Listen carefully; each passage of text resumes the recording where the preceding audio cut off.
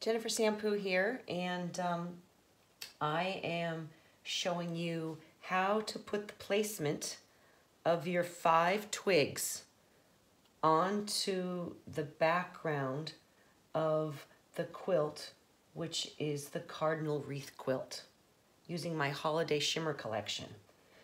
So in the pattern, you're going to have this template that you will transfer to tracing paper. You'll have to blow it up on the copier and transfer it, but it gives you the guidelines of where the background octagon is and the background stars. You've got your stars here. And so here's your 5 twigs that you've already made. You've done them with the bias maker. You've sewn together the light and the dark to give the highlights of the branch. And then you've already put your steam seam on the back. So that's all adhered to all 5 branches. So this is the process if you end up quilting your quilt first, which is what I did. I wanted to quilt my quilt first, and then I'm appliquing the wreath, the twig wreath on top of it. So I've got my enlarged template, and it's twigs. It doesn't have to be perfect.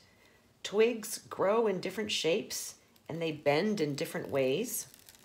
So here I'm peeling off the steam seam top, that top layer, and then that's discarded, okay?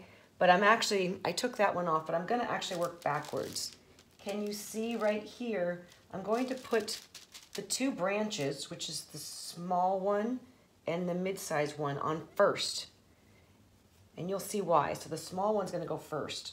And the reason I'm doing that is I'm peeling my steam seam and I'm just placing it right underneath the tissue. I don't feel like sketching and holding it up the window, and because it's quilted already, so that wouldn't really work. It would work if you're going to quilt it all later. It would work if you just had the quilt top, and you could put it on a light box or up on a window. But there's different ways to skin a cat, as they say. Okay, the other piece is this piece. So I'm going to peel the steam seam off. And what I love about steam seam is you don't have to worry about doing anything backwards.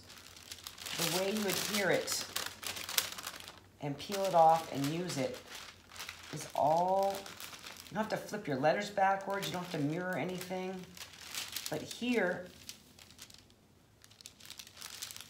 I have to, let's see, right here. Okay. So I'm lining up where the light blue is and the dark blue right to the seam of the star.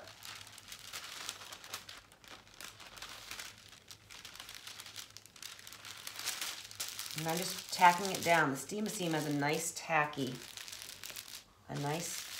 quality to it. And then I'm taking this little branch, which belongs over here.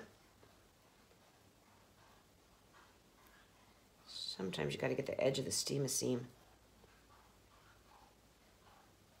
You peel the steam seam back, and you have to make sure you press the steam seam on the one side so it's sticky and it holds true. I press it down with my finger, and the other great thing is you can reposition it. Like I gotta move this down just a little bit. And again, this is a guide. Like if it's not meaning exactly, that's fine. They're twigs, like I said. They grow in organic ways. Okay, then I get my second to largest piece. And the reason I'm doing it in this order, I'm sure as you figured out watching me, is that I want the branches to be, the little branches to be covered up by the big branch. So sometimes I'll put a pin, like I'm gonna put a pin right now. Right? I'm gonna put a pin right here just to secure my tissue paper so it doesn't flop around. So then I can fold this back, fold that back right there along the line of the branch line. And then I can place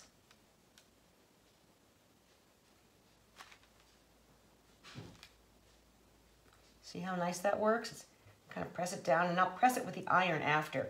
But now I'm just finger pressing it. And then I fold this back down and make sure I like the location of it. And I actually want to bring it down a little bit, so I'm repositioning it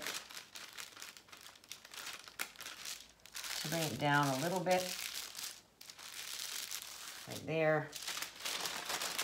And I'm tucking this in a little because my edge was a little short there. So you want to tuck in all your edges. And then the final piece is the longest piece. And I'm going to fold that back. And I'm going to place this and that right there, that seam, light to dark, is going to go right at the edge of the star. Right there at the edge of the star. I like that very much.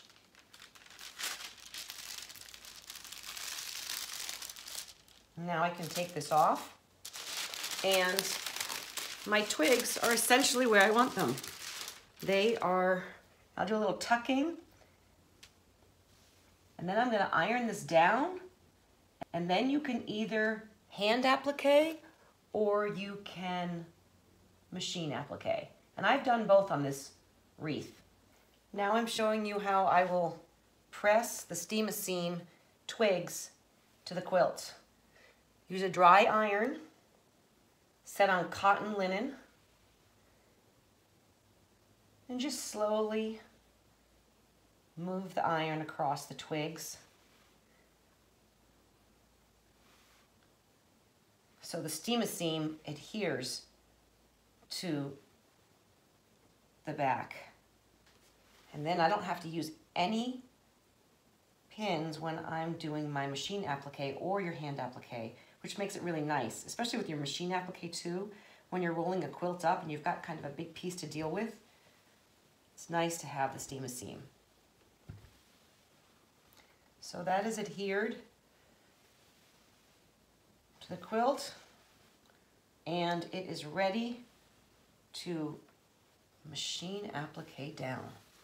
So now I am machine appliquing the twigs to the background of the quilt, and I have it set on my Bernina as a number 7, which the needle runs all along. Oops, see, now I've got to reduce the length or the width of my zigzag. So the needle runs to the far right and then just captures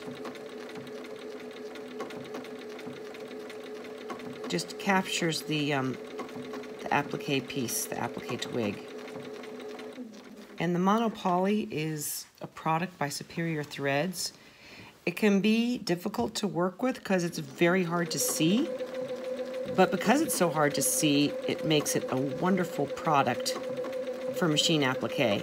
I mean, I've done hand applique and machine applique on this quilt, and you have to look really close to see which is which. And I just go right through that twig.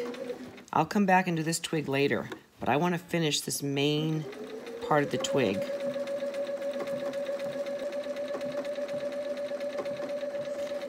The bobbin thread is white to match the back of the quilt. And always remember to put in a fresh needle. When you're doing a new project, you're starting on a new project, put in a nice fresh needle. And the other thing I love about my Bernina is I can heel the presser foot. When I put my heel down, it puts my needle position facing down.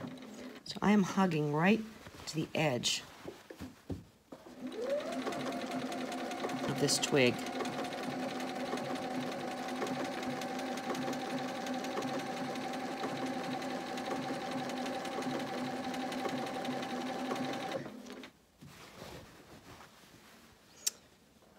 When we get to the tip of this twig, I'm going to have to tuck the tip of the twig in.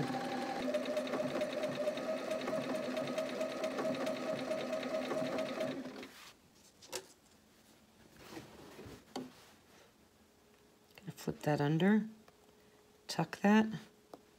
I don't want any raw edges showing. Tuck that in.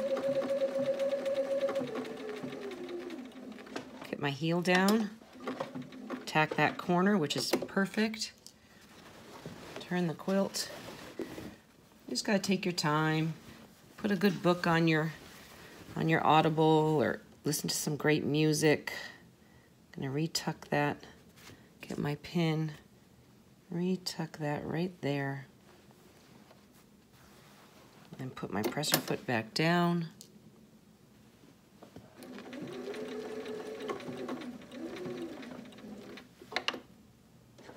Heel it just to catch the edge, catch that tip. Okay, I just have a few more inches to go to get to the bottom, and I'll back tack it and go on to the next twig.